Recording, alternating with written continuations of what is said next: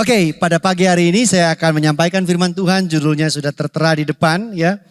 Saya pakai judul One Small Seed atau satu benih yang kecil ya. Bulan ini kita berbicara khususnya di Rock Ministry mengenai The Master Seed atau benih atau biji sesawi. Saya pakai judul satu benih yang kecil. Saya akan bacakan dari Injil Markus 4 ayat 30 sampai 32.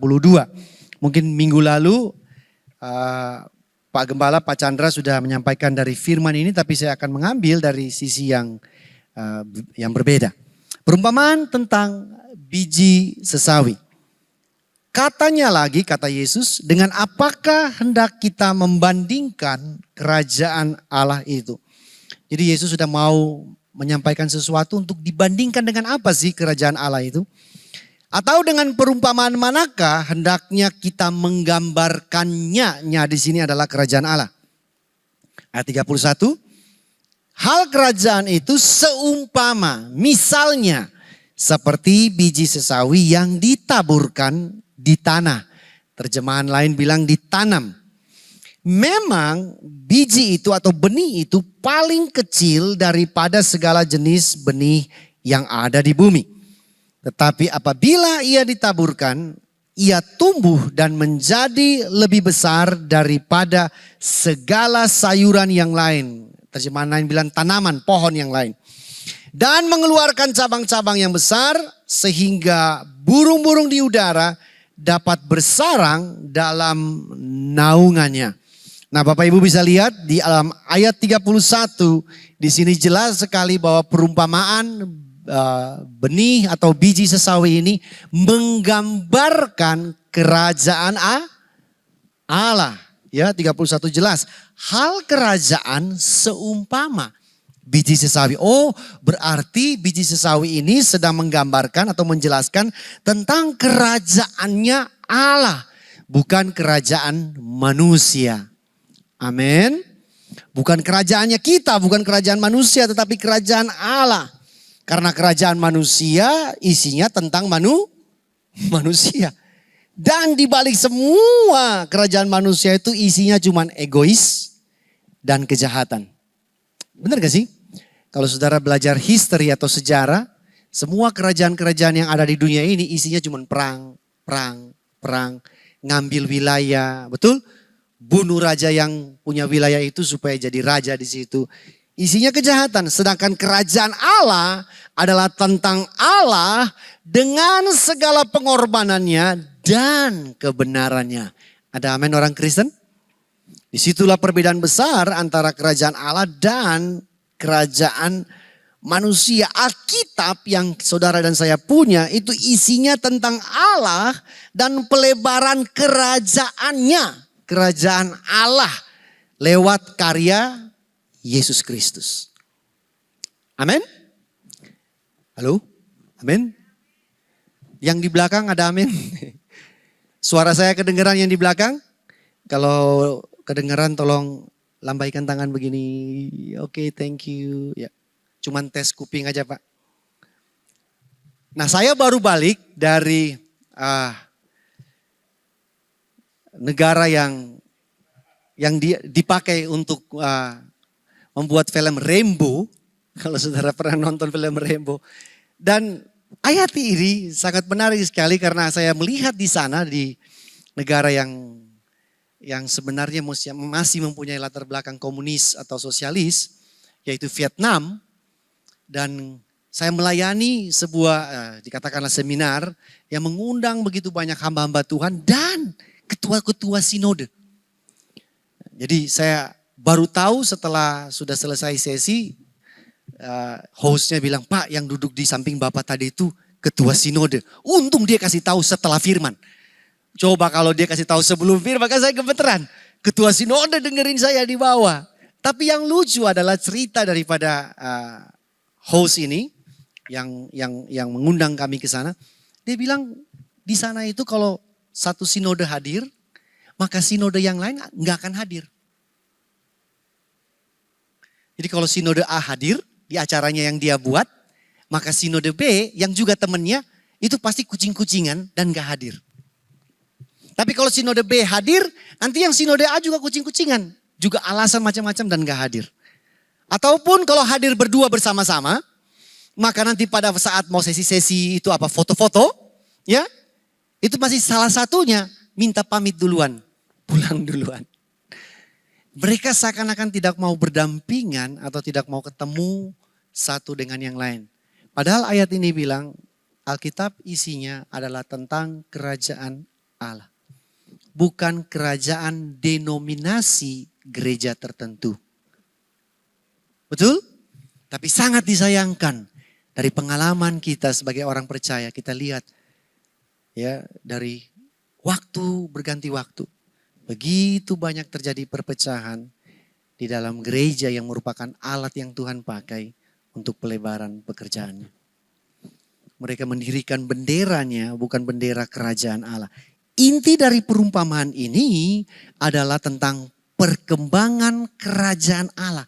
Bukan perkembangan gereja kita. Ada amin orang Kristen? Bukan perkembangan denominasi tertentu. Tetapi perkembangan kerajaan Allah yang Yesus gambarkan. Dari benih yang kecil menjadi sangat besar. Dan di sini dikatakan bahwa burung di udara bisa membuat sarang. Betul? Dan saudara pasti tahu, burung buat sarang, menaruh sarang tidak mungkin di pohon yang dia tahu pohon itu tidak aman. Benar gak? Makanya saudara tidak pernah menjumpai burung buat sarang di pohon cabai. Atau kangkung. Atau pohon tomat. Kenapa? Karena burung punya insting dan naluri bahwa kalau bikin sarang di pohon cabai atau pohon tomat, namanya cari mati. Benar gak sih? Tidak aman. Sehingga ilustrasi atau perumpamaan ini burung sampai buat sarang, dia mau kasih tahu bahwa kerajaan Allah, kerajaan yang dapat diandalkan dan memberikan kita keamanan di dalamnya. Amin. Kan ada ayat itu bilang, semua boleh berakhir, semua boleh gonjang-ganjing, semua boleh digoncangkan, hanya tinggal tetap kerajaan Allah. Karena ada keamanan dan jaminan engkau dapat andalkan kerajaan Allah. Nah ini perumpamaan tentang perkembangan kerajaan Allah yang kita dapat andalkan di dalamnya. Pertanyaannya bagaimana kerajaan Allah ini dapat berkembang, bertumbuh dan menjadi besar sehingga burung bikin sarang di situ. Bagaimana pertumbuhan daripada kerajaan Allah ini dapat terjadi? Nah, saya ambil perikop di atasnya, ya, ayat 27. Juga tentang benih, di mana seorang penabur dia taruh benih, dia tanam, dan kemudian ayat 27 bilang begini, malam hari ia pergi tidur setelah dia tanam benihnya, siang hari ia bangun, benih itu mengeluarkan tunas dan tunas itu makin tinggi. Bapak Ibu perhatikan kalimat terakhir. Bagaimana terjadinya tidak diketahui orang itu. Bagaimana terjadinya munculnya pertumbuhan benih itu yang melambangkan kerajaan Allah itu dia nggak tahu caranya gimana. Tiba-tiba udah keluar tunas saja. Dan memang betul. Perkembangan pertumbuhan kerajaan Allah. Manusia gak bisa tebak. Manusia gak bisa tahu. Karena kenapa? Ini kerajaannya Allah. Bukan kerajaan manusia. Amin. Sehingga di pengkhotbah ada ayat yang berbunyi demikian. Bahwa manusia tidak dapat menyelami segala. Katakan segala. Termasuk pertumbuhan kerajaannya. Yang dilakukan Allah di bawah matahari. Saudara dan saya boleh berusaha sedemikian rupa. Tapi ingat, pertumbuhan kerajaan Allah merupakan cara yang ajaib yang Allah lakukan sendiri atas inisiasinya sendiri. Mungkin pengalaman Bapak Ibu secara pribadi atau lihat orang-orang terdekat Anda bagaimana waktu mereka bertobat. Saudara masih ingat hal itu? Yang saudara pikir ini orang gak ada harapan. Gak mungkin dia bertobat. Jahatnya minta ampun. Setan aja kalah jahat sama dia. Ya kan? Nggak mungkin, satu waktu saudara ketemu dia, bertobat. Ya, bukan hanya jadi baik, melayani, berkorban yang tadinya saudara tahu ini orang susah banget. Disitulah kita bisa melihat bahwa pekerjaan Allah di dalam hati orang tersebut kita nggak bisa selami. Bagaimana terjadinya? Kita nggak tahu. Ini orang yang jahat banget, bandel banget, keras kepala banget. Tiba-tiba Tuhan ubahkan dia. Kerajaan Allah hadir dalam hidupnya. Bagaimana terjadinya? Kita nggak tahu. Mengapa demikian? Karena kerajaan Allah hakikatnya adalah karya Allah sendiri. Amin.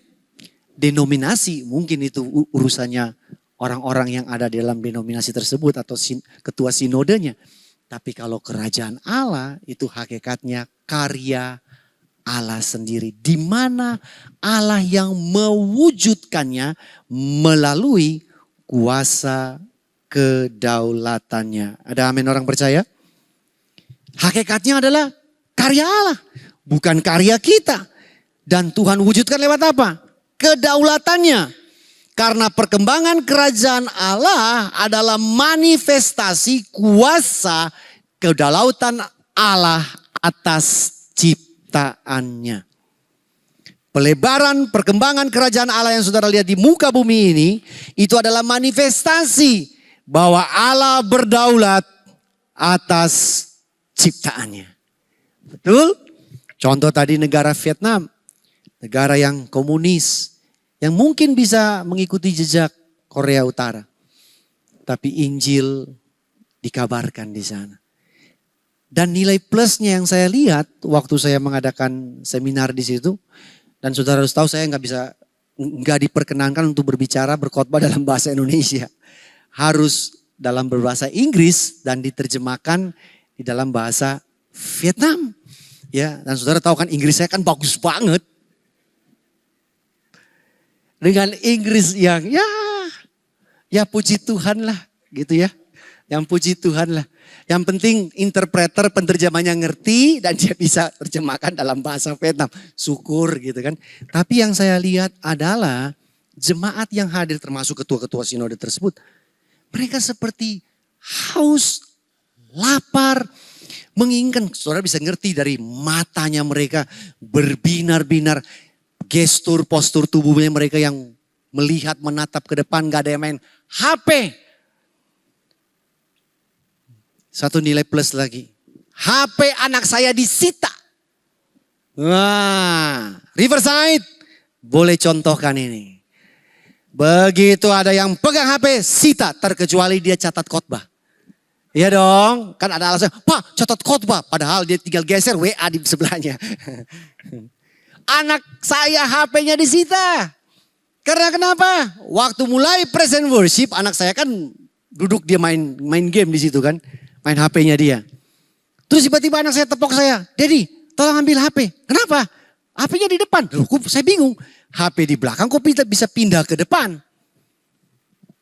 Dan ternyata ada seorang encim-encim di sebelah anak saya telah menyita. Saya nggak tahu bagaimana terjadinya, saya nggak tahu. Pokoknya tiba-tiba tuh HP sudah ada di sound system aja. Ditumpukin di sana. Dan saya ambil HP-nya, saya begitu balik saya kasih anak saya, anjingnya bilang, no. Dan ternyata yang peraturannya adalah tidak boleh main HP. It's a good point, ya. Poin yang baik sekali, bukan hanya buat anak kecil, juga buat orang dewasa. Jadi minggu depan disediakan sebuah keranjang atau kotak di sana. Saudara boleh cemplungkan HP saudara. Dan mereka berbinar-binar, mereka menyambut firman Tuhan itu dengan baik, dengan antusias. Walaupun mungkin ada language barrier, ada keterbatasan bahasa di sana. Tapi saya melihat bahwa karya Allah bekerja di dalam negara yang seperti ini. Dan mereka masih under government, di bawah pemerintah Vietnam, gak boleh sebebas-bebasnya. Nah di sini kita bisa lihat bahwa Allah berdaulat atas negara apapun. Amin. Negara sekeras apapun, saya yakin dalam hati saya, even di Korea Utara, pasti ada umat Tuhan di sana. Betul? Karena Allah berdaulat atas ciptanya. Allah yang menyebabkan pertumbuhan dan perkembangan kerajaannya. Benar gak sih? Allah yang penyebabnya. Yang menyebabkan pertumbuhan dan perkembangan pelebaran kerajaan Allah. Bukan program gereja saja. Kita pikir program gereja kita udah paling mantap. Bisa bikin orang datang berbondong-bondong, berduyung-duyung. Dan pelebaran kerajaan Allah terjadi. Tapi Alkitab mencatat bahwa yang menyebabkan pertumbuhan di dalam diri seseorang hanya Allah. Aku menanam, Apolos menyiram, tetapi Allah yang apa? Memberi pertumbuhan.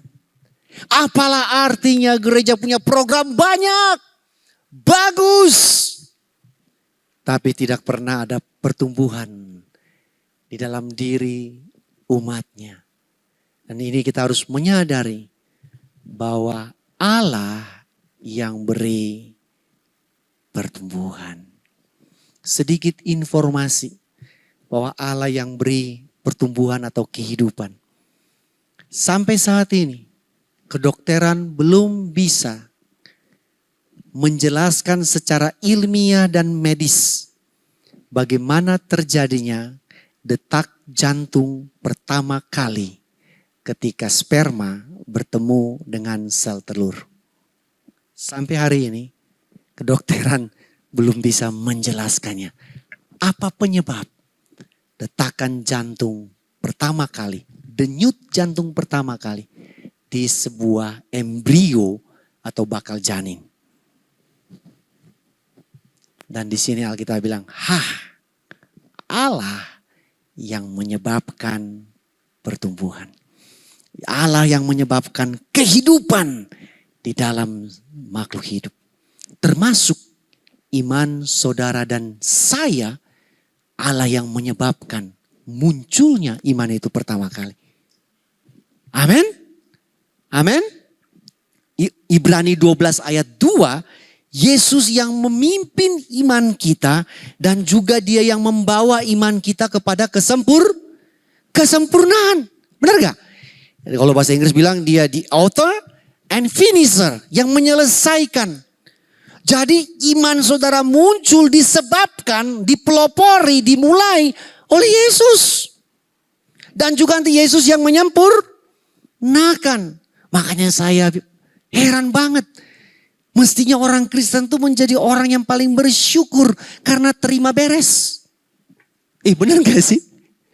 Dia yang sudah memulai, dia juga yang Nah, kan saudara cari agama mana sih yang Allahnya memulai dan juga yang menyelesaikannya? Orang Kristen. Cuman orang Kristen banyak yang tidak menyadari betapa besar anugerah ini. Bahwa pertumbuhan iman saudara, Yesus yang memulai, dia yang menciptakan, dia yang memelopori, dia yang source-nya, sumbernya, dan juga dia yang menyempurnakan, dia yang finishing. Betapa besar anugerah Allah itu buat saudara dan saya. Dan di sini jelas 1 Korintus 3 ayat 6 bilang, Paulus boleh menanam, Henry boleh menyiram, Pastor Jerry boleh berkhotbah, Pastor Albert boleh melayani jemaat, tetapi satu hal yang kita nggak bisa. Pertumbuhan. Karena itu hanya Allah yang bekerja di dalam setiap hati umatnya. Amin. Bagi mata kita layani jemaat, kita pikir, bofat. Bofat itu apa tuh? Ya, no hope. Ya, hopeless lah ini. Orang macam begini mah, sudahlah. Nggak ada harapan. Taunya Tuhan menumbuhkan pertumbuhan di dalam hatinya. Dia mengenal Allah. Nah, mari kita balik, kita lihat sekarang ayat yang tadi, yang Markus 4 tentang benih biji sesawi. Saya bacakan sekarang dari terjemahan sederhana Indonesia, TSI. Kerajaan Allah ibarat biji sesawi. Jadi kalau dia bilang ibarat, ya itu bukan beneran, cuma perumpamaan. Biarpun biji itu paling kecil di dunia. Ya. Nah, ini penekanannya di paling kecil. Bukankah itu yang sering kali saudara dengar khotbah kan? Itu benih yang paling kecil tapi bisa jadi gede, jadi besar. Nah, mari saudara lihat. Yesus sengaja bilang paling kecil di sini, bukan Yesus lagi mau penekanan kepada ukuran atau size. Karena kerajaan Allah tidak ada urusan dengan size, dengan ukuran yang kasat mata. Tapi kerajaan Allah berurusan dengan potensi yang belum kelihatan. Amin. Amin. Matius 17 ayat 20 dipakai juga. Tentang iman yang besar sebesar apa? Biji masa orang Kristen gak tahu ayat itu? Ya kan? Bunyinya gimana? Jikalau engkau punya iman hanya hanya sebesar biji sesawi, engkau suruh gunung agung pindah. Gunung agung pindah. Betul ya? Kan sama-sama biji sesawi ini kecil seperti biji, size-nya. Nah, saya mau tanya saudara, apakah ayat itu berbicara tentang ukuran tersebut? Nyatanya sampai sekarang belum banyak gunung yang pindah. Berarti belum punya biji sesawi dong imannya. Yalah Pak, kita kan biji kedondong. Lebih gede Pak. Atau biji salak. Perhatikan baik Bapak Ibu. Kenapa dia bilang hanya iman sebesar biji sesawi saja gunung pindah? Penekanannya bukan biji sesawi iman yang kecil itu. Saudara harus tahu yang menggerakkan gunung bukan biji sesawi. Tetapi di mana iman yang kecil itu ditempatkan, ditaruh kepada kuasa yang jauh lebih besar. Huge. Enormous, besar banget. Nah, kuasa itu yang memindahkan gunung. Dengan kata lain, Tuhan bilang, kecil aja gak apa-apa. Karena yang bikin gunung pindah bukan lu, gue. Saudara paham maksud saya? Bukan kamu yang pindahin gunung, saya yang pindahin gunung.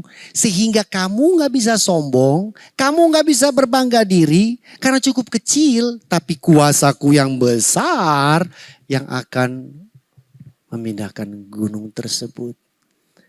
Cuma orang Kristen kan suka terbalik-balik. Yang dia sombongkan adalah biji sesawi. Yang dia sombongkan adalah biji sesawi. Jadi fokusnya bukan di paling kecil itu karena kerajaan Allah bukan mengenai ukuran. Nah, saudara perhatikan, fokusnya harus di mana? Ayat 32.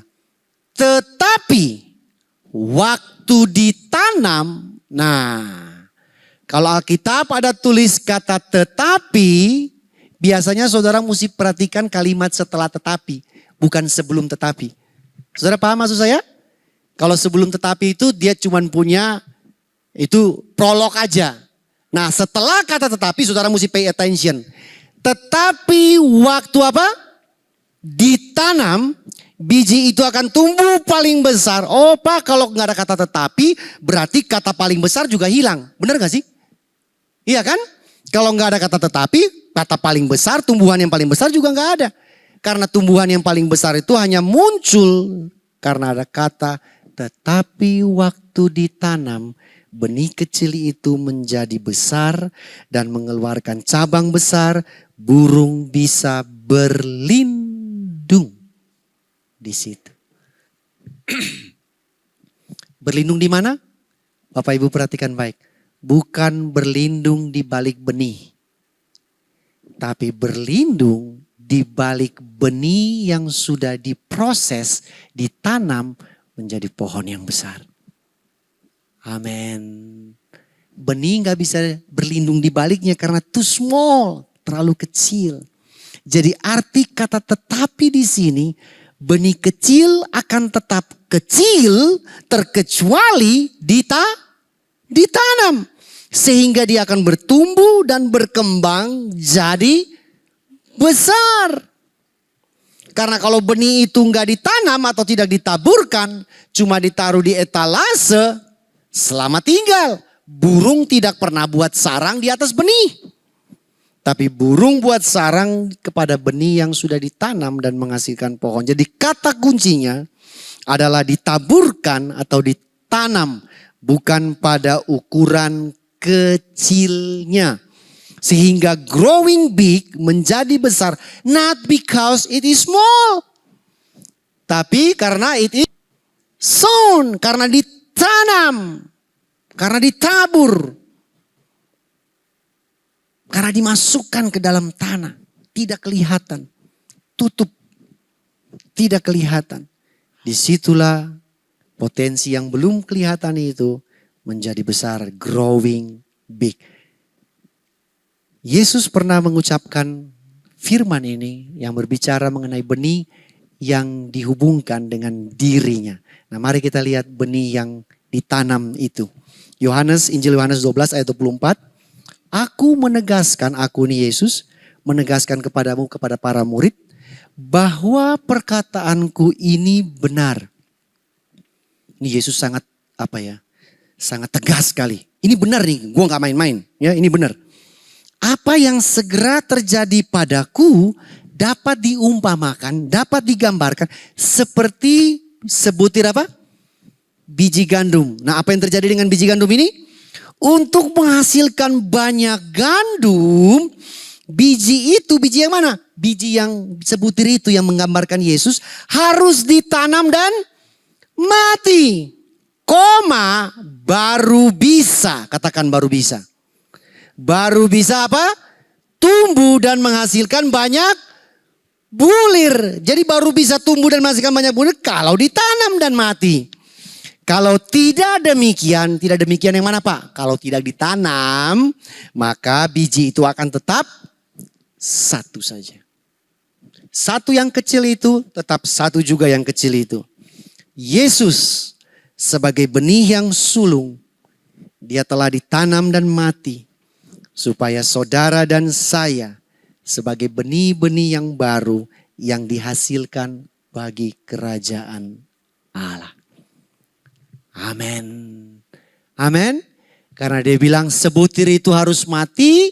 Baru bisa menghasilkan banyak gandum, bulir-bulir yang lain. Saudara dan saya. Kerajaan Allah yang tidak kelihatan oleh kasat mata manusia. Hanya dapat diperluas dengan prinsip ini. Prinsip apa? Benih yang kecil ditaburkan, ditanam dan kemudian tumbuh. Yesus telah mati di atas kayu salib. Dikuburkan, bangkit. Supaya saudara dan saya jadi benih-benih yang baru. Prinsip ini kembali berlaku buat saudara. Supaya apa? Kerajaan Allah yang kasat mata itu disebar luaskan. Prinsipnya, polanya masih tetap sama. John Calvin berkata bahwa it is the task of the church to make the invisible kingdom visible.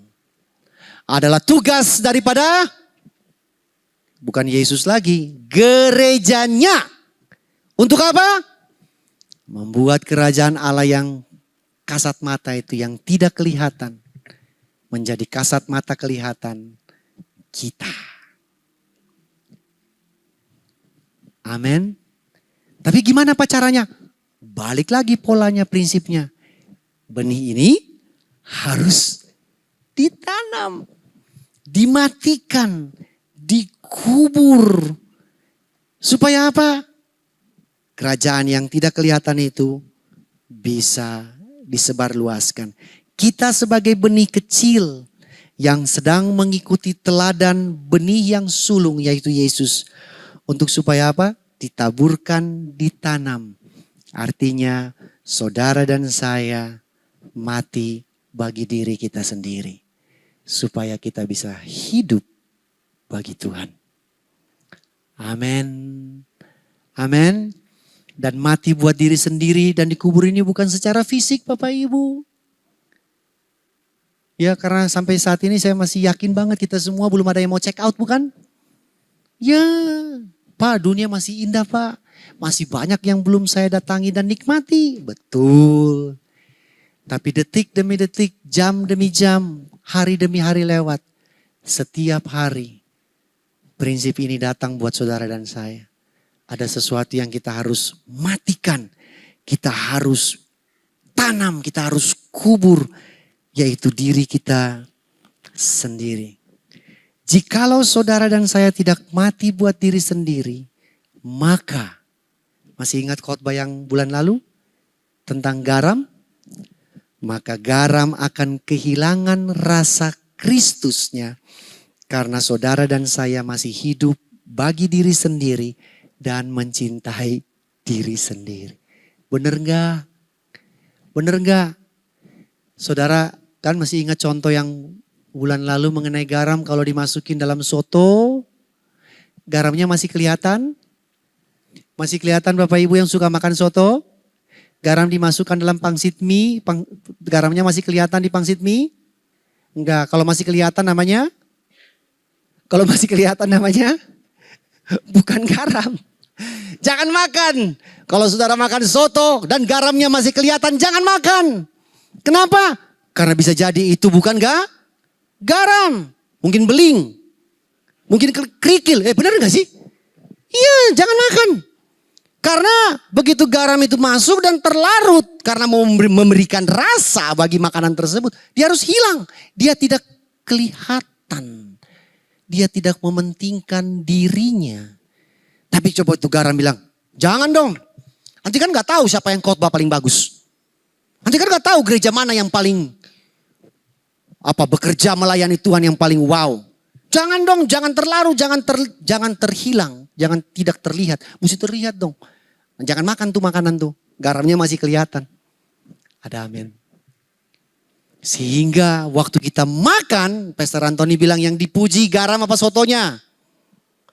Garam apa sotonya? Nggak bisa saudara habis makan begitu ada garam yang menikmatkan makanan tersebut. Saudara bilang, wih gila nih, garam cap apa nih? Beli di mana Pak? Beli di mana Bu? Garam ini enak banget. Gak mungkin saudara pasti tanya. Sotonya beli di mana? Sotonya dibuat oleh siapa? Saudara udah gak peduli. Garam ini oleh perusahaan mana, pabrik mana. Sudah gak peduli. Makanannya. Tuhannya yang kelihatan. Jikalau kita tidak mati bagi diri sendiri, maka terang Kristus tidak akan terlihat. Karena kita masih menutupinya dengan gantang kedagingan kita. Betul? Tahukah Bapak Ibu salah satu penghalang kerajaan Allah sukar dilihat oleh orang lain karena perbuatan siapa? Saudara pasti bilang iblis. Ya juga sih. Iblis menghalang-halangi. Tapi berapa banyak saudara pernah dengar kalimat ini? Katanya orang Kristen. Kok kayak gitu sih? Katanya GBI Rock, kok kayak gitu sih? Katanya singer di gereja, kok kayak gitu sih? Katanya pengkhotbah, kok kayak gitu sih? Katanya korlit, kok kayak gitu sih? Katanya Asyir, kok kayak gitu sih? Nah itu iblis atau bukan? Bukanlah. Itu kan manusianya. Karena kenapa? Karena ada kemungkinan besar perbuatan daging kita masih tebal. Sehingga yang terlihat adalah kedagingan manusia kita. Bukan terang Kristus. Betul? Betul Bapak Ibu? Dan di mana kedagingan kita menjadi stumbling rock. Menjadi batu sandungan bagi orang lain kejeduk. Kejeduk. Betul? Ayo Bapak Ibu yang pernah kecewa dengan hamba Tuhan. Kesandung karena apa? Bukan karena iblis itu merasuk hamba Tuhan tersebut. Karena kedagingan dari hamba Tuhan itu menjadi batu sandungan buat saudara dan saya. Benih kerajaan Allah tidak akan bertumbuh dan besar karena kita belum mematikan diri sendiri dan hidup bagi kerajaan sorga. Sehingga benih kerajaan itu tidak bisa bertumbuh dan besar. R.C. Sproul bilang begini, saya suka banget karena kalimat terakhirnya. Ini R.C. Sproul loh. The only way. Wah kalau dia bilang the only way berarti no other way. Nggak ada jalan yang lain lagi kan. The only way the kingdom of God is going to be manifest in this world. Nah, saudara tahu kerajaan Allah hanya dimanifestasikan di bumi ini. Karena kerajaan Allah ngapain dimanifestasikan di sorga, sudah termanifestasi di sana. Sebelum Kristus datang, before Christ comes, adalah jika we manifest it by the way, dengan cara we live as citizens of heaven and subjects of the King. Caranya gimana, Pak? Membuat kerajaan Allah itu termanifestasi yang tidak kelihatan menjadi kelihatan. Hanya satu cara. Yaitu kita hidup menjadi warga kerajaan sorga. Dan kita tunduk kepada yang punya kerajaan. Ada amin orang Kristen? Nah, masalahnya kan yang bikin jadi kita persoalan tunduk kepada yang punya kerajaan karena kedagingan. Benar gak? Karena kita masih punya ego. Kita punya keinginan diri sendiri.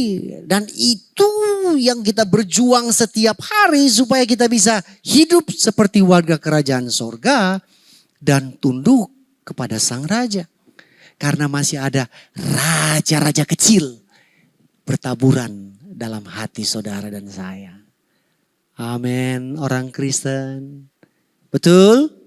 Pura-pura gak tahu. Betul? Ibu-ibu ada amin? Iya, udah mau dekat lebaran biasa sale sama diskon banyak. Ada raja-raja kecil. Di mana keinginan mata, keangkuhan hidup, perbuatan daging kita masih kuat. Makanya gak heran. Mau pelayan Tuhan, mau pendeta, mau siapapun, berguguran. Dan mereka fail, mereka gagal menjadi warga kerajaan sorga dan tunduk kepada sang raja. Saya yakin banget, tunduk kepada sang raja bukan dengan cara nyanyi 2 lagu lambat, 3 lagu cepat, dan 1 lagu lambat. Betul? Tunduk kepada sang raja bukan dengan cara saudara angkat tangan dan nyanyi lagu sampai saudara miring-miring. Tunduk kepada sang raja ketika saudara dan saya bisa mematikan, menguburkan, menanam diri kita sendiri. Kedagingan, hawa nafsu kita. Dan kehendaknya yang jadi atas hidup kita. At the time, pada saat itu, kerajaan Allah di-expand, disebarluaskan. Terima kasih sudah mendengarkan khotbah saya.